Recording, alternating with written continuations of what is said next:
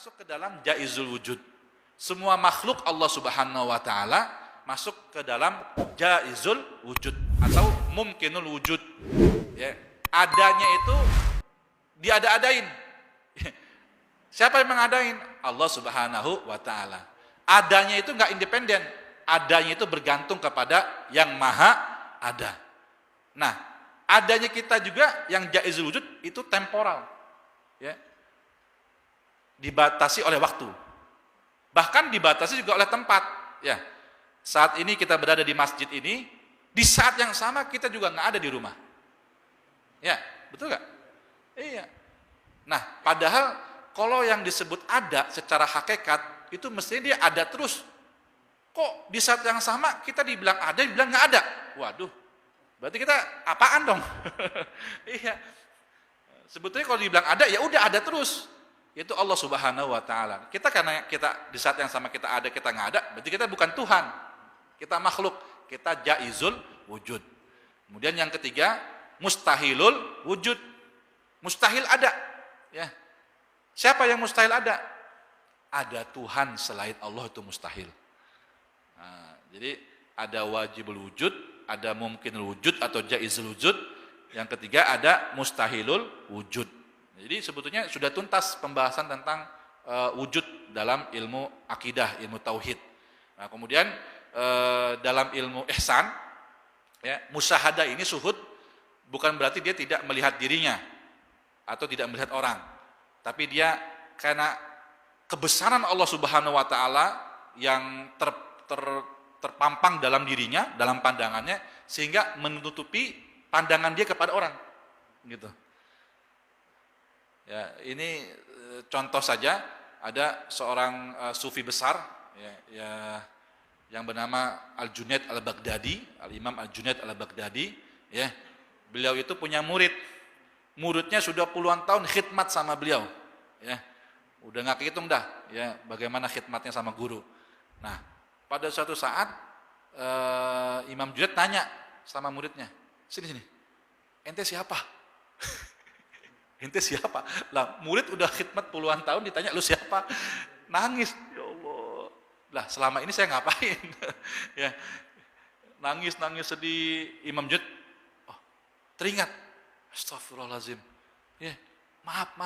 Bukan maksud untuk lupa sama antum, bukan. Tapi karena pandangan dia kepada Allah menutupi semuanya. Sehingga ketika beliau berinteraksi kepada manusia, dia sebetulnya berinteraksi langsung kepada Allah. Yang dilihat Allahnya, gitu. Sama seperti dia berinteraksi dengan istrinya, yang dilihat Allah. Sehingga dia nggak berani macam-macam. Iya, berinteraksi sama saudaranya, sama orang tuanya, sama anaknya. Itu yang dilihat Allah. Itu yang disebut dengan wahdatus syuhud. Ya, dia sudah syuhud pandangannya. Ya, ka'annaka taroh, seakan-akan kita melihat Allah dalam semua hal, dalam interaksi kita, dalam pekerjaan kita. Jadi bukan hanya dalam ibadah sholat tok, dalam ibadah mahdoh saja kita ingat sama Allah, di luar ibadah pun kita selalu syuhud. Nah, ini makom yang pertama, rukun yang pertama dalam ihsan. Ya. Untuk sampai ke makom ini, wah, perlu mujahadah panjang, ya, perlu perjuangan. Ya. Makom yang kedua atau rukun yang kedua dalam ihsan disebut dengan maqamul muraqabah. Ya, maqam muraqabah yang dijelaskan dalam hadis itu juga, ya. Fa illam takun tarahu fa innahu yaraka. Nah, kalau ente ya belum sampai ke tingkatan engkau melihatnya, melihat Allah dalam setiap hal, maka paling enggak ente yakin fa innahu, ini kembali kepada Allah. Sungguhnya dia, yaitu Allah, yaraka, selalu melihatmu. Ya, ini kan pakai fi'il mudhari'. Ya, fi'il mudhari' ya dulu alal istimrar. Fi'il mudhari' itu menunjukkan kepada hal yang terus menerus. Ya, sama seperti ayat yang tentang sholawat tuh. Innallaha wa malaikatahu yusalluna alan nabi. Pakai fi'il mudhari'. Ya, untuk menunjukkan bahwa setiap saat Allah dan malaikatnya bersalawat kepada Nabi, gitu. Begitu pula ini Ya, yaroka, senantiasa terus-terusan Allah melihatmu. Nah, artinya apa? Makom muraqabah ini, rukun yang kedua dalam ihsan ini, yaitu kita merasa diawasi oleh Allah. Nah, merasa diawasi oleh Allah ini sudah tingkat yang aman. Ya, jadi seorang muslim, dia sudah Islam, imannya juga udah, ihsannya pada tingkat muraqabah udah aman dah tuh. Insya Allah selamat dunia akhirat. Amin. Ya Allah ya Rabbal alamin. Nah ini makom muraqabah ini juga perlu tahapan-tahapan, ya. Karena tentunya kita juga sadar bahwa kita nggak setiap saat terus merasa diawasi terus. Kadang-kadang ada lupanya kita, ya. Makanya itu disebut ghaflah. Lupa lalai kita terhadap muraqabah Allah disebut ghaflah. Yang disampaikan dalam Al-Qur'an, ya, wala takunanna minal ghafilin, wala takum minal ghafilin. Itu banyak sekali ayat-ayat yang melarang kita agar jangan ghaflah. Ada Allah nih, ya. Wa huwa ma'akum ainama kuntum wa huwa aqrabu ilaikum min hablil warid. Dan dia bersamamu dimanapun kamu berada. Dan dia Allah Subhanahu wa ta'ala itu lebih dekat darimu daripada urat nadimu, daripada dirimu sendiri, ya. Waduh, ini kita mau kemana? Udah nggak ada jalan keluar udah. Iya. Kita harus kembali kepada Allah Subhanahu wa ta'ala. Nah, diawali dalam ini ada kitab saya bawa, namanya Sabilul Mubtadi'in fi Syarhil Bidayat min Manazilis Sa'irin, ya, yang ditulis oleh Al-Imam Al-Harawi, ya, pada abad ke-3 kurang lebih. Kemudian disyarah oleh belasan ulama. Jadi ini termasuk kitab yang banyak disyarah gitu. Nah, kemudian ini disyarah oleh Al-Imam Ad-Doktor Ali Jum'ah, ya, salah satu mufti Al-Azhar, ya, guru Al-Fakir waktu belajar di Mesir. Beliau ini usuli, orang yang ahli fikih, ahli ilmu usul fikih, ya. Kemudian ngajar, dosen di mana-mana, ngajar fikih dan sebagainya. Tapi di saat yang sama beliau juga salah satu mursyid thariqah. Nah, thariqah beliau adalah thariqah Asy-Syadziliyah, ya, salah satu pengikut daripada Al-Imam Abul Hasan Asy-Syadzili. Nah, ini pilar ketiga ini, ya, ihsan ini, ya, kemudian hari di abad kedua ketiga dikembangkan oleh Al-Imam Al-Junaid Al-Baghdadi, ya, Asy-Syiri As-Saqiti, kemudian Al-Ma'ruf Al-Kirkhi, kemudian sebelumnya lagi dikembangkan oleh Abdullah bin Mubarak dan para ulama-ulama lainnya. Kemudian lebih luasnya lagi pada saat zamannya Imam Abdul Qadir Al-Jilani. Nah, pada saat beliaulah, makanya beliau itu disebut dengan Imamul Mujahidin, Imamul Tasawuf, ya. Jadi Sultanul Aulia, sultannya para wali itu Imam Abdul Qadir Al-Jilani. Kenapa? Di saat beliaulah thariqah itu sangat pesat berkembang gitu. Dan beliau yang menyatukan antara syariat dan hakikat. Yang tadinya awalnya itu mungkin berserakan, ada yang berbeda-beda gitu. Nah, di zaman Syekh Abdul Qadir Al-Jilani. Nah, thariqah.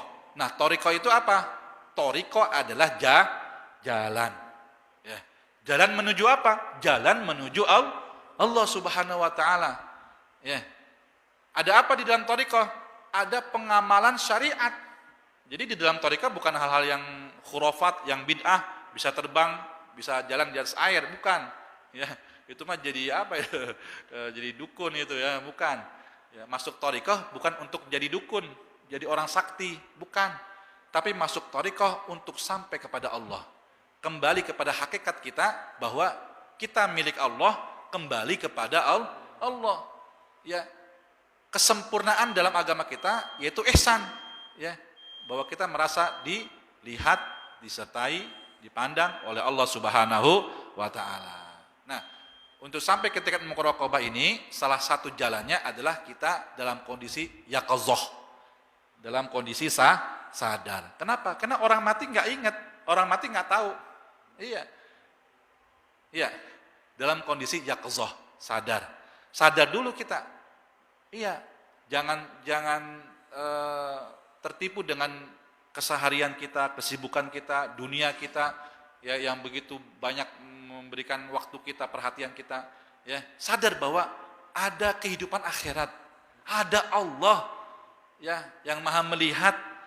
Nah, kalau udah ada kesadaran, insya Allah nanti akan mudah menapaki tingkatan-tingkatan berikutnya, tingkatan taubat, ya makomat, ya tingkatan-tingkatan spiritual, ya kemudian tingkatan tawakal, sabar, syukur, ikhlas, ridho, dan seterusnya. Itu diawali dari yang pertama adalah sadar. Dari mana? Dari Al-Quran. Al-Quran ya mengatakan bahwa Qul innama a'izukum biwahidatin antakumu lillah. Ya. Katakanlah bahwa aku memberikan nasihat kepadamu satu. Yang pertama yaitu antakumu lillah. Al-qawamah lillah. Artinya kita sadar kembali kepada Allah. Ya. Kita milik Allah, kembali kepada Allah. Yang kita lakukan, kita niatkan ikhlas karena Allah untuk membangun jiwa kita, untuk mentarbiyah diri kita. Jadi ibadah ini, syariat yang pertama tuh, yang Islam itu yang pertama, pilar pertama itu bukan tujuan. Jadi kita sholat, puasa, zakat, haji itu bukan tujuan. Itu sarana untuk sampai kepada tujuannya, yaitu ya anta budallah gitu. Ka'annaka tarah fa ilam takun tarahu fa innahu yaraka. Itu sampai kepada tingkatan ibadah. Wa ma khalaqtul jinna wal insa illa liya'budun. Nah, ibadah ini ditafsirkan oleh Abdullah bin Abbas radhiyallahu anhuma illa liya'rifun, kecuali untuk bermakrifah, mengenal Allah Subhanahu wa taala.